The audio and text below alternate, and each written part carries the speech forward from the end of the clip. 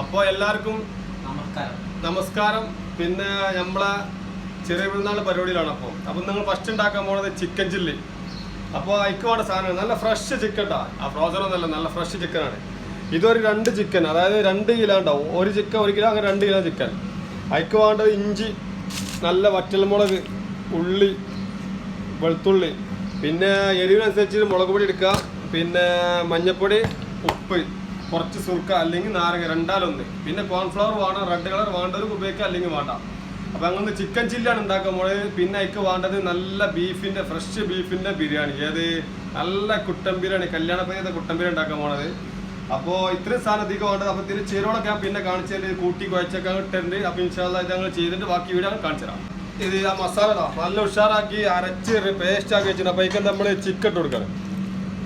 Chicken ഇതിങ്ങനെ ഇട്ട് കൊടുക്കാം. എന്നിട്ട് എന്ത് ചെയ്യാം, നല്ല അങ്ങോട്ട് മിക്സ് ആക്കാം. ഇതിൽ നമ്മൾ മൈദപ്പൊടിയും കുറച്ച് കോൺഫ്ലവർ ഇട്ടാന്ന് വെച്ചിട്ടുണ്ടെങ്കിൽ എണ്ണയെ കൂടെ പാറ്റാതിരിക്കണം. മറ്റേത് എണ്ണയിലിട്ട് കഴിഞ്ഞാൽ ആകെ എണ്ണയിലൊക്കെ തീപ്പൊരി വരച്ച മാറി, ആകെ കുഞ്ഞം വിരിഞ്ഞ മാറിയോ. അപ്പോൾ ചിക്കനെ മേലെ ഒന്നും ഉണ്ടാവില്ല.